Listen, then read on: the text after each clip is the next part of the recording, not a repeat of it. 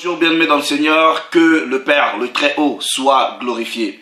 Voilà, comme d'habitude, c'est toujours pour moi, votre frère, un grand plaisir de venir vous parler.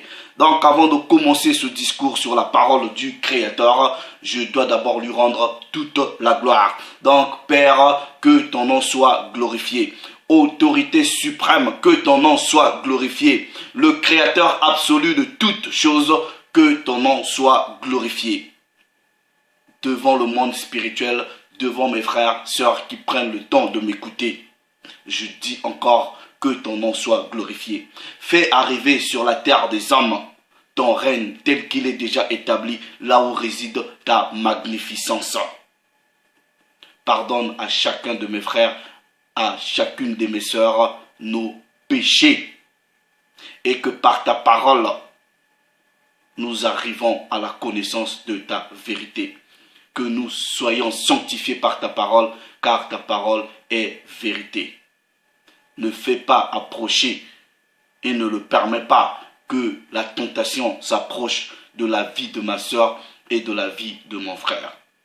Que nous ne manquons pas le pain quotidien et que du jour le jour, aussi longtemps tu vas le permettre, en nous conservant le souffle de vie, nous dirons tes bienfaits et nous glorifierons toujours ton saint nom. Toi qui es le maître absolu du temps, de la circonstance, de l'instant et du moment. C'est pour cela que nous rendons cet instant devant tes bonnes et saintes mains. Double honneur à la parole, à la personne du Christ prémené, en tout cas ce Seigneur et ce Sauveur que tu avais envoyé pour ton peuple. Partout où tu es, toi, fils de mon peuple, toi, fille de mon peuple, tu as mes salutations les plus distinguées. Je dis aussi mes salutations les plus distinguées à la fille et aux fils des nations païennes, mais qui ont cru et se sont prosternés devant la vérité de la parole du Père. Partout où vous êtes, je demande que le Père, en tout cas par sa puissance, nous purifie par sa parole, nous sanctifie et que nos êtres entiers soient préservés sans faute, c'est-à-dire sans souillure, jusqu'à l'avènement de son Fils préméné. Donc, comme vous pouvez voir le titre de la vidéo, un fils des nations, c'est-à-dire un païen, peut-il enseigner la parole aux Bantous? Je bois d'abord un peu mon thé pour me réchauffer, ok? Parce qu'il commence à faire un peu froid, mais en réalité, c'est la parole qui va nous réchauffer. Donc, je suis bouillant parce que c'est la parole qui va me réchauffer et elle m'a déjà réchauffé. Donc, est-ce que ces fils des nations païennes, comme les William Branham, les Jimmy Swaggart, les Benny Hinn, les Yongushu, tous les Édomites, les Moabites, les Ammonites, les Bapagano, comme on dit en Lingala, les Bapagano, est-ce que les noms bantous, les noms hébreux ont reçu la mission et spirituelle et physique d'enseigner la Torah, d'enseigner la parole et même d'enseigner aux bantous? Donc, nous allons aller dans la parole pour voir si ce qui se pratique aujourd'hui dans cette réalité, où vous voyez les Édomites, les Jimmy Swaggart enseigner la parole, est-ce que c'est une recommandation spirituelle ou c'est un déphasage, ou c'est une anomalie spirituelle due à un accident de l'histoire? Nous allons l'apprendre selon la parole. Donc, aujourd'hui, là, vous pouvez venir vous fâcher, vous pouvez mettre vos commentaires, ça n'engage que vous.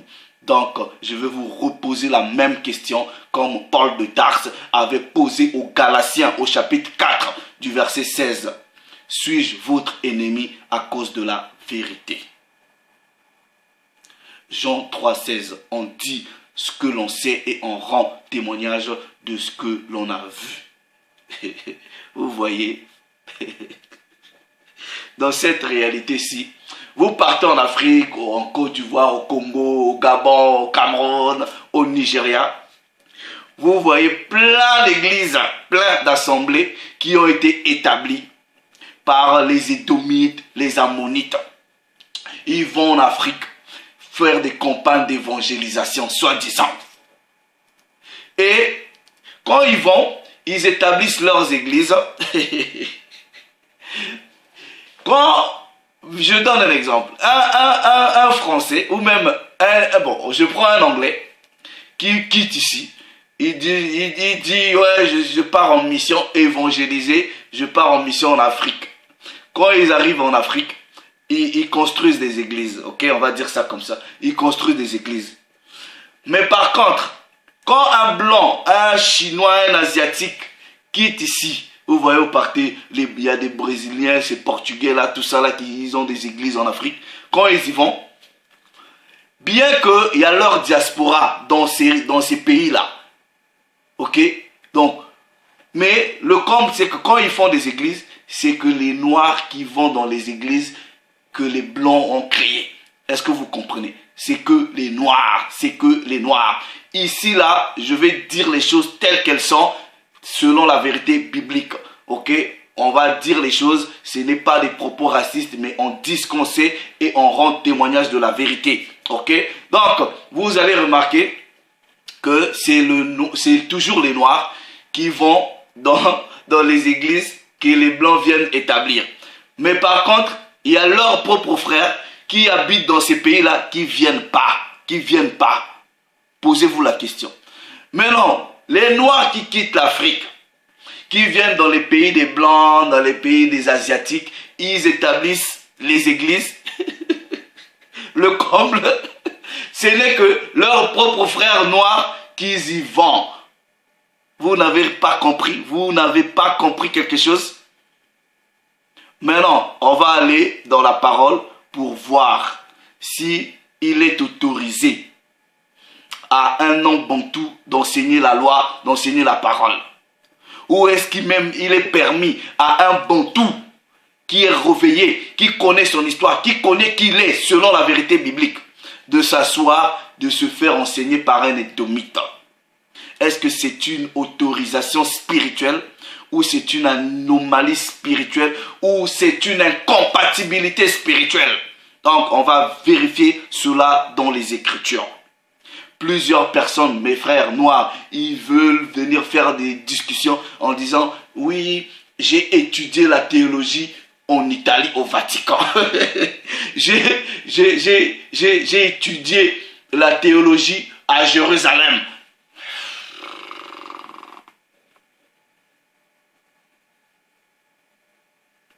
Donc on va voir, vous tous mes frères, sœurs, qui suivez ces hommes-là, vous qui vous faites enseigner par eux, on va voir s'ils ont reçu selon la parole du Père l'autorisation spirituelle et physique d'enseigner.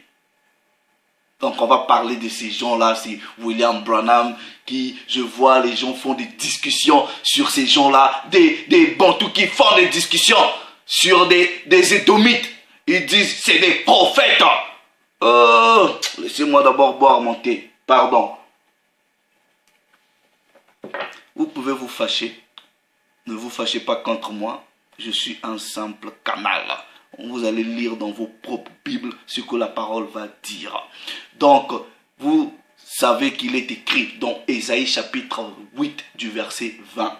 Nous prenez vos Bibles, vérifiez, soyez comme les bantous qui étaient à Béret. Il est écrit à la loi et au témoignage. S'ils ne parlent pas tel que cela est écrit, il n'y a pas de lumière en eux. Donc ici, je veux vous dire ce qui est écrit et je veux rendre témoignage à la vérité de la parole. Donc, vous prenez vos Bibles. Vous voyez, le Christ dit. Le Christ a donné une autre dimension de ce que c'est que les Écritures. Il dit dans Jean chapitre 6, du verset 63, il dit, les paroles qu'il a enseignées sont vie et esprit. Donc les paroles sont vie et esprit. Cette parole-là, que le Mashiach a enseigné, il dit que c'est un esprit et c'est aussi la vie. Or, Timothée vous fait encore, il vous ramène encore dans une autre dimension de la parole en vous disant que la parole, l'écriture a été insufflée par l'esprit du Père. Et le Père est esprit. que vous comprenez? Et la parole dans sa forme physique, c'était la personne du Christ préméné. Selon le livre de Jean, la parole a été faite chair et elle a habité parmi les hommes. C'est pour cela Apocalypse chapitre 19 verset 13 dit du Christ préméné, son nom est la parole de Dieu. Donc vous voyez la Torah là, voilà, contient l'esprit, le souffle primaire, le souffle premier, le souffle originel. Maintenant, cette parole-là, qui dans sa forme originellement est spirituelle, mais dans sa forme physique, elle a été donnée à qui? Pour être enseignée par qui? Et pour être enseignée pour qui? On va aller dans la parole pour voir. Prenez vos Bibles, frères, sœurs, prenez vos Bibles, vous allez vérifier. Je bois encore un coup parce qu'il fait froid. Donc, vous pouvez vous fâcher, venir mettre le pouce comme ça n'engage que vous. Donc, nous disons ce que nous savons et nous rendons témoignage à la vérité. Vous prenez, nous partons premièrement dans le livre des psaumes. Dans le livre des psaumes, ok, au chapitre 147, psaume 147, version seconde 19-10. Je lis à partir du verset 19, là-bas il est écrit, il, c'est-à-dire le Père, le Créateur, révèle sa parole à Jacob. Jacob c'est qui? Bon, il a eu à changer de nom, il est devenu Israël, ok. Il révèle sa parole à Jacob, ok. Ses lois et ses ordonnances à qui? À Israël. On n'a pas dit à Édom, on n'a pas dit à Moab, on n'a pas dit à Ammon, on n'a pas dit aux Philistins. On dit à Israël. Donc, la loi, la parole a été révélée à Jacob. Les lois, les préceptes, les statuts, les commandes, les ordonnances, les commandements ont été donnés à qui? À Israël. Donc, le premier précepte, ça est là. Si vous refusez, c'est votre problème. Vous êtes des rebelles de la parole. Donc, on dit, il révèle la parole à Jacob, ses lois et ses ordonnances à Israël. Mais la parole ne s'arrête pas là. Il vous dit ici que le Moabite, le Édomite, le Ammonite n'ont pas reçu la parole. Les lois n'ont pas été données à eux. Verset 20. Il n'a pas agi de même, ok, pour toutes les nations. Donc, pour toutes les nations qui sont en dehors des 12 tribus d'Israël, la parole vous dit que les lois, les préceptes, les statuts, les commandes, la Torah, la parole du Créateur ne vous a pas été donnée. Donc, elles ne connaissent point ces ordonnances. Louez l'Éternel. Voilà, vous voulez refuser ça? Vous voulez refuser ça? Vous êtes des rebelles. On va dans un deuxième précepte, dans le même livre des psaumes, ok, au chapitre 78, psaume 78, du verset 5, version de la Bible, seconde 19-10, il est écrit, il a établi on parle de la personne du Très-Haut, du Créateur, il a établi un témoignage en Jacob. Et c'était quoi le témoignage? Le témoignage là, c'était la parole. Donc le Père a pris la parole, il l'a établi en Jacob, c'est-à-dire il a pris la parole, il l'a mis dans les bantous. C'est ce que ça veut dire. Vous voulez vous fâcher. Mais le comme c'est que ça va être toujours les mêmes bantous aliénés qui vont venir se fâcher, vouloir discuter. Il a établi un témoignage en Jacob. Il a mis une loi en Israël.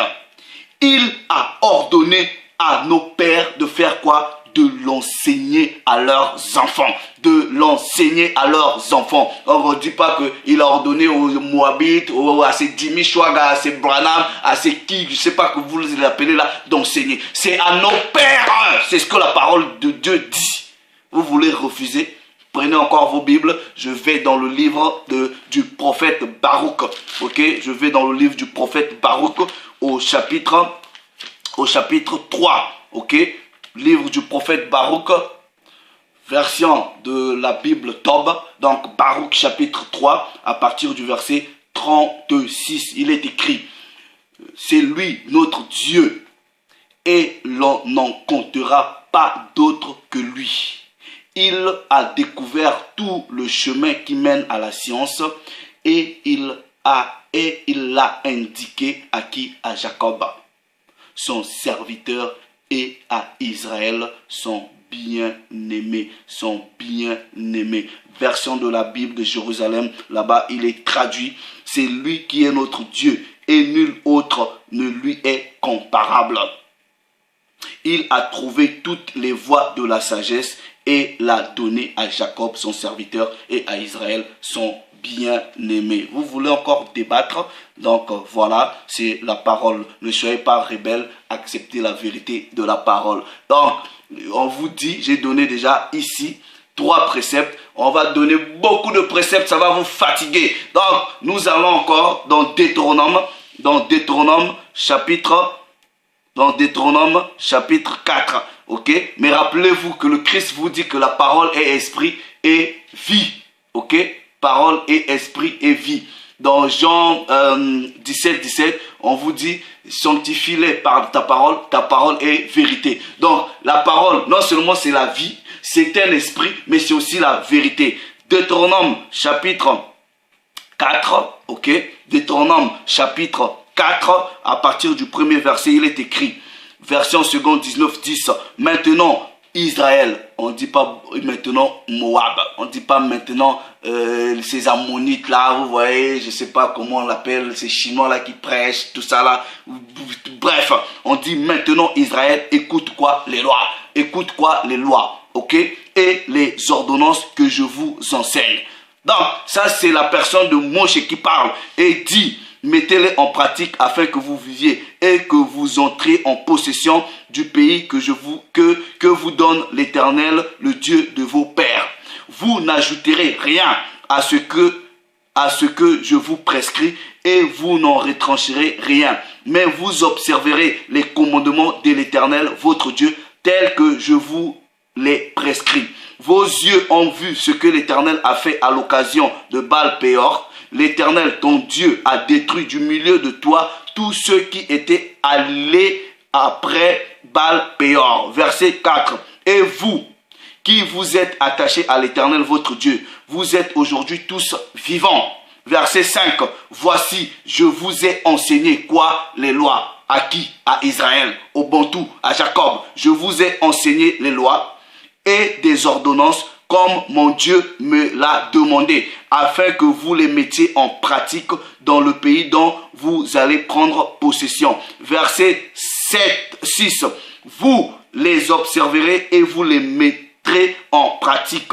Car, c'est-à-dire la loi, les ordonnances, les statuts, les commandes, ok, c'est notre sagesse, ok, car ce sera là votre sagesse. On ne dit pas que ça sera la sagesse des Édomites. On ne dit pas que ça sera la sagesse des Moabites. On ne dit pas que ça sera la sagesse de ces Philistins. Bref, on dit ça sera votre sagesse à qui? À Israël. Ok? Ça finit par là. Votre sagesse, votre intelligence aux yeux des peuples. Donc en réalité, ce sont les Édomites qui devraient venir. Ils devraient voir que c'est nous qui avons la loi. Et c'est ça notre intelligence, c'est ça notre sagesse. Ok? Ça sera votre intelligence et votre sagesse aux yeux des peuples qui entendront. Pas que vous allez entendre chez les peuples, chez les nations. Non, c'est eux qui entendront. Ok? Parler de toutes ces lois et qui diront, cette nation est un peuple absolument sage et intelligent. Donc, c'est les nations qui doivent venir apprendre, si vous ne savez pas. Ok? Maintenant, verset 7. Quelle est en effet la grande nation qui est des dieux aussi proches que l'Éternel? Notre Dieu l'est de nous toutes les fois que nous l'invoquons. Verset 8. Et quelle est la grande nation qui est des lois et des ordonnances justes? Comme toute cette loi que je vous présente, dans la parole vous dit, aucune autre nation n'a reçu la loi, ces lois-là aussi justes, aussi parfaites que ce qui nous a été donné par le Père. Verset 9. Seulement, prends garde. On n'a pas pris garde. Mais la parole de Dieu ici dit, seulement prends garde à toi et veille attentivement sur ton âme. Veille attentivement sur ton âme. Maintenant, est-ce que ceux qui vont écouter les autres personnes, Est-ce qu'ils prennent garde? Est-ce qu'ils veillent sur leurs âmes? Parce que ce que vous devrez comprendre, c'est que Dieu, quand il a cette parole-là qui est esprit, quand il la donne originellement à l'homme, à une nation, cette nation-là, ok, devrait être compatible spirituellement et être capable de recevoir cette parole-là. C'est pour cela qu'il avait choisi ces Bantous. Donc, spirituellement, les Bantous étaient compatibles à recevoir cette parole. Les autres nations-là, ça pouvait créer des anomalies spirituelles. Donc, le Père ne leur a pas donné. Ok, il n'y a pas de compatibilité. Ils n'étaient pas, selon lui, dignes de recevoir ces lois-là. Ok, mais on vous dit, prends garde et veille attentivement sur ton âme tous les jours de ta vie, de peur que tu n'oublies les choses que tes yeux ont vues et qu'elles ne sortent de ton cœur. Enseigne, enseigne. Qui devrait enseigner? C'est toujours les Bantous qui devraient enseigner à qui? À leurs enfants et aux enfants de tes enfants. Verset 10. Souviens-toi du jour où tu te présentas devant l'Éternel, ton Dieu, à Horeb, lorsque l'Éternel me dit, assemble auprès de moi le peuple, je veux leur faire entendre mes paroles, afin qu'ils apprennent à me craindre tout le temps qu'ils vivront sur la terre, et afin qu'ils enseignent à leurs enfants. Voilà. Donc, la parole a été donnée à ces Bantous, qui devraient maintenant enseigner de génération en génération à leurs enfants. Mais on dit que les nations devraient entendre la loi et reconnaître l'intelligence et la sagesse qu'on a. Qu'est-ce qui se passe aujourd'hui? Qu'est-ce qui se passe aujourd'hui?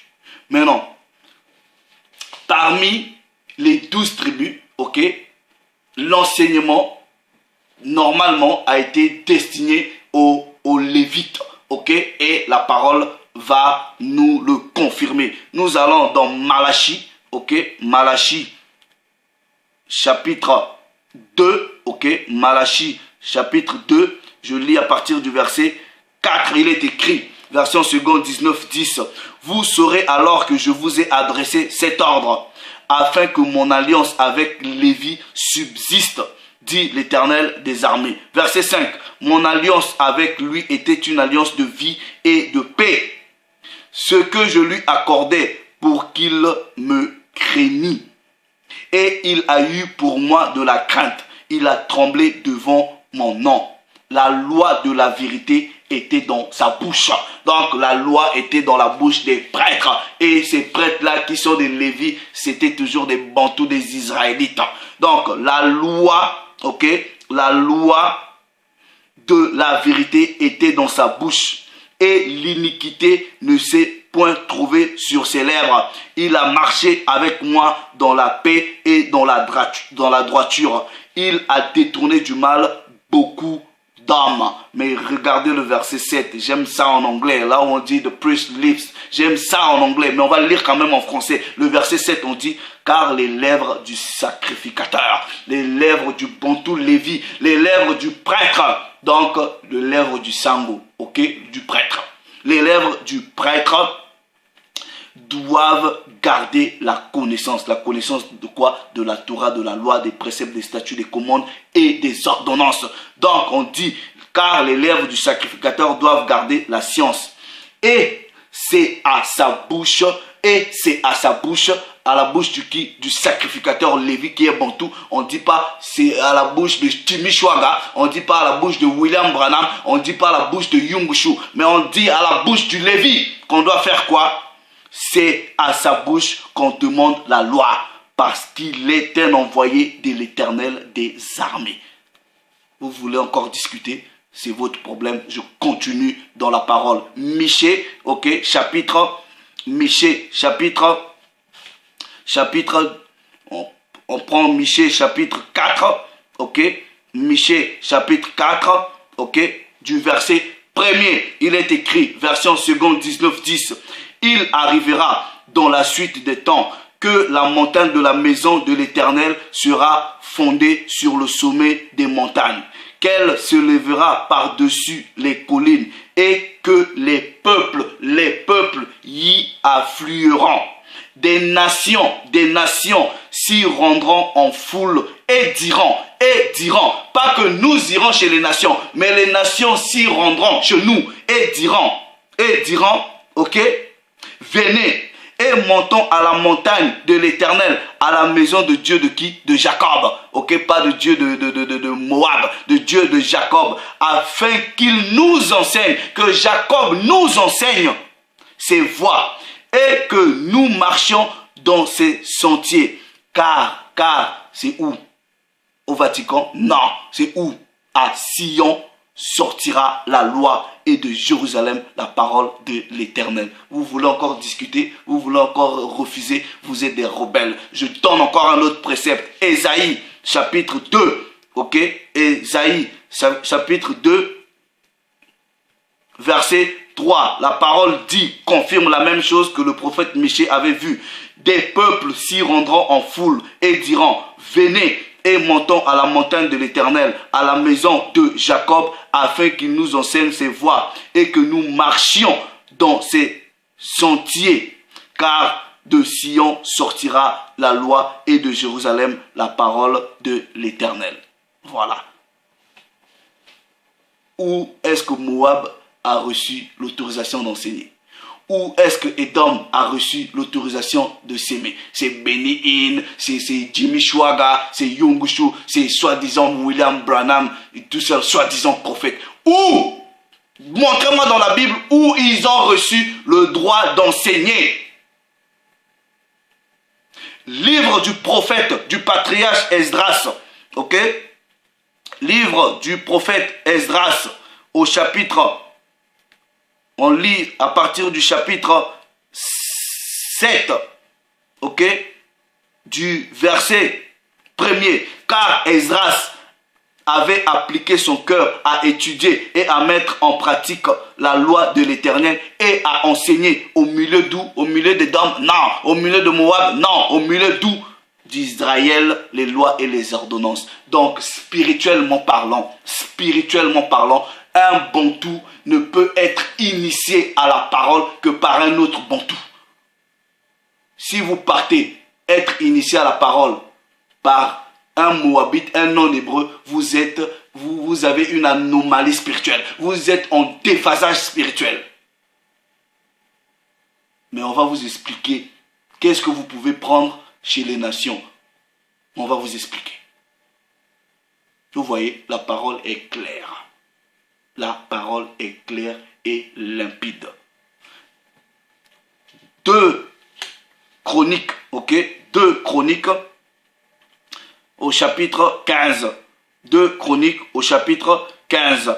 Verset 3, il est écrit: pendant longtemps, il n'y a eu pour Israël ni vrai Dieu, ni sacrificateur qui enseigna la loi. Ni sacrificateur qui enseigna la loi. Donc, voilà. Les sacrificateurs, c'était des Lévis, c'était des Bantous, c'était à eux que la charge d'enseigner la loi a été donnée. Donc, si vous ne vous faites pas enseigner par un être qui est compatible avec l'esprit qui a insufflé la parole, c'est déjà une anomalie. Voilà. Donc, le problème c'est quoi? Je vous donne un exemple, ok? Prenez un Ghanéen qui quitte le Ghana, qui va dans une école, ok, de cuisine italienne en Italie. Il apprend peut-être à faire des pizzas, on va dire ça comme ça, ok? Des pizzas, des pâtes. Et il apprend en même temps avec un Italien blanc, lui il est noir, ghanéen, ok? Ils apprennent dans la même école, avec les mêmes professeurs, avec les mêmes conditions, et ils prennent le même diplôme. Ces deux personnes-là viennent par exemple à Paris ouvrir un restaurant dit italien. Vous pensez que les gens vont aller manger les pâtes chez qui? Ou ils vont aller chez le Ghanéen et il va dire ouais mais j'ai appris ma cuisine en Italie. Les gens vont aller là-bas. Si vous ne savez pas, même si le Ghanéen peut être talentueux, plus que l'Italien blanc, les gens vont préférer aller chez l'Italien blanc tout simplement parce que ce qu'il propose comme service est rattaché à son histoire, est rattaché peut-être avec son pays. C'est ça en fait. Vous comprenez?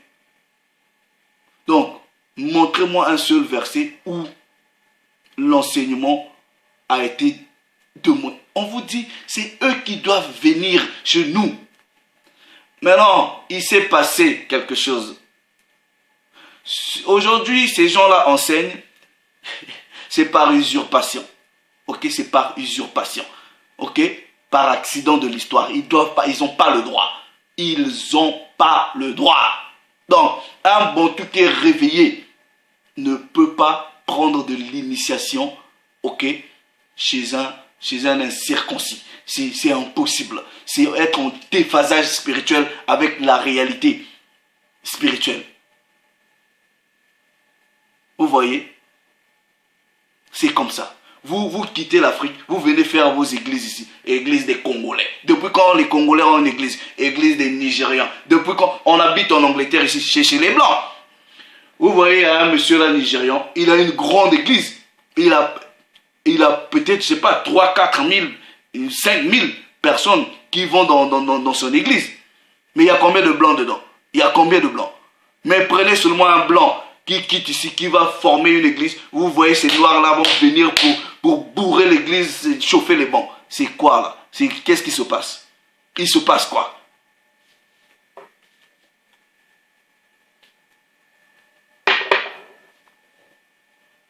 Il révèle sa parole à Israël, ses lois, ses ordonnances à Jacob. Il n'a pas agi de la même avec toutes les autres nations. Elles ne connaissent pas sa loi.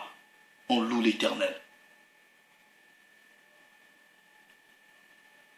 On va dans le premier livre de Maccabée. Premier livre de Maccabée, au chapitre 1er. Ok? Premier livre de Maccabée, au chapitre 1er. À tous ces noirs-là qui viennent, qui n'ont même pas appris leur histoire, qui viennent raconter la Bible, c'est le livre des Blancs. Vous n'avez rien compris. Vous n'avez pas compris. Ok? Premier livre de Maccabée. Quand ces gens-là sont venus, tout ça là, lisez, apprenez votre histoire, ok? Donc, la parole dit, ok? Vous pouvez lire tout le livre de Maccabée, quand ces Grecs-là sont venus pour nous terroriser, nous mettre en histoire, ça, voilà, ils venaient, à chaque fois, ils vous trouvaient avec le livre de la loi étant qu'un Bantou, on vous tuait,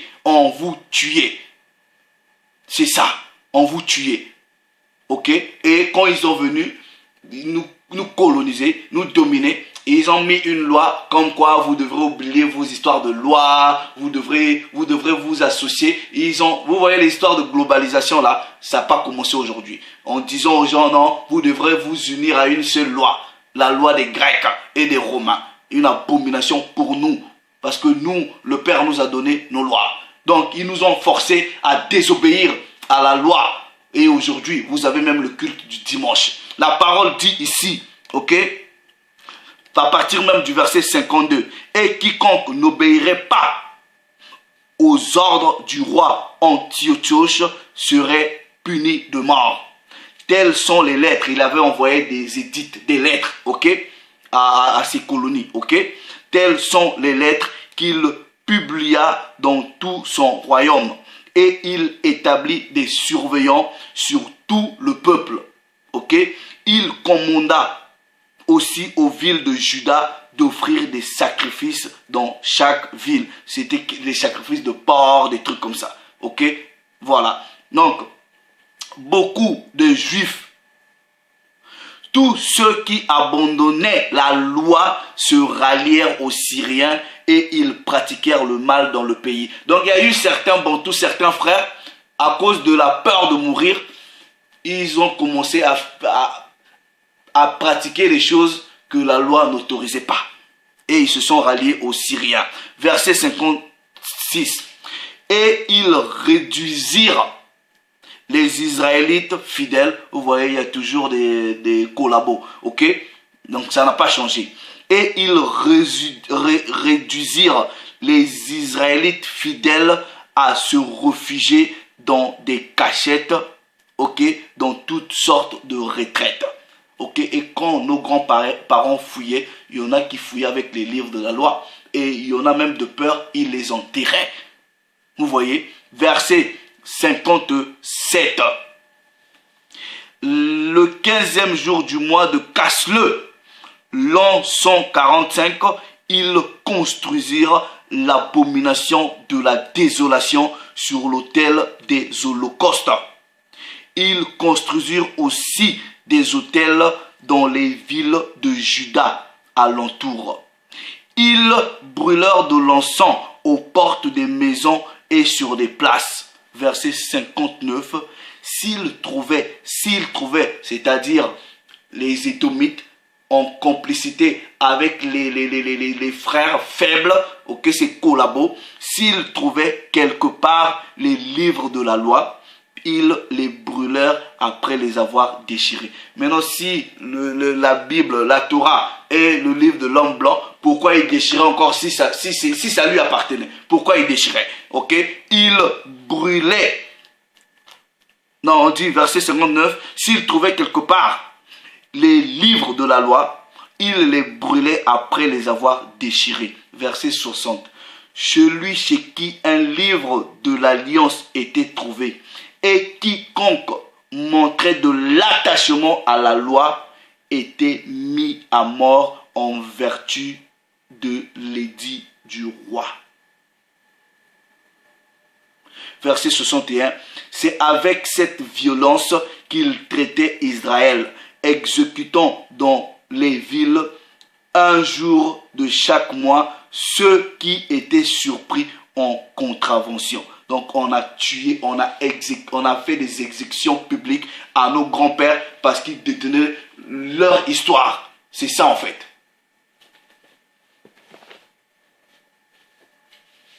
Mais maintenant, vous voyez dans la fuite, quand ils viennent, ils prennent, on vous dit ils ont brûlé, mais ils n'ont pas tout brûlé. Ils n'ont pas tout brûlé. Vous voyez, ils n'ont pas tout brûlé. Mais non. Vous voyez, un homme bantou qui vient, tout ce que vous pouvez accepter chez un homme, ils n'ont pas le droit d'enseigner. Tout ce que vous pouvez accepter d'eux, c'est quand ils vous disent la vérité. C'est tout. C'est que quand ils vous disent la vérité, c'est tout. Ok? Les Béni-In, les Yungushu, tout ça, ils vous disent la vérité? Est-ce qu'il te dit à toi, Bantou, vous voyez les sœurs, je suis en train d'écouter la prédication, je vais chez mon beau-frère là, il veut discuter avec moi, sa femme veut discuter. Oh non, moi j'aime, I love Pastor Béni-In. You love Pastor Béni-In? Tu l'aimes, tu connais même pas qui tu es? Je lui dis, mais tu l'aimes sur quoi? Je lui dis, mets sa prédication, prends ta Bible, regarde ce qu'il fait, regarde ce qu'il dit, vérifie dans la parole. Est-ce que c'est ce que la parole de Dieu te dit? Donc, vous voyez, vous ne pouvez pas vous faire enseigner par eux. Ils n'ont pas reçu ce mandat-là. Ils n'ont pas reçu ce mandat. Mais ils peuvent, dans une démarche de sincérité, s'ils vous confirment que voilà l'histoire, que leurs grands-parents ont changé, ont trafiqué, vous pouvez qu'accepter cette vérité-là. Mais s'asseoir, comme c'est mes frères là qui viennent dire, oh j'ai étudié la théologie au Vatican. Et quelle théologie au Vatican? On t'a enseigné quoi? L'homme blanc t'a enseigné. Ça, spirituellement, non. Non, jamais. C'est comme si vous allez manger une pizza chez un restaurant zimbabwéen. C'est ça en fait. Voilà. Ça passe pas.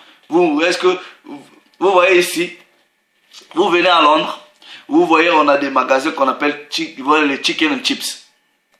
Dans les chicken chips là, vous verrez que des Indiens, voilà, voilà, ces Asiatiques-là, les Indiens, dedans. Toi, un noir, va faire un restaurant chicken chips. Qui va aller acheter?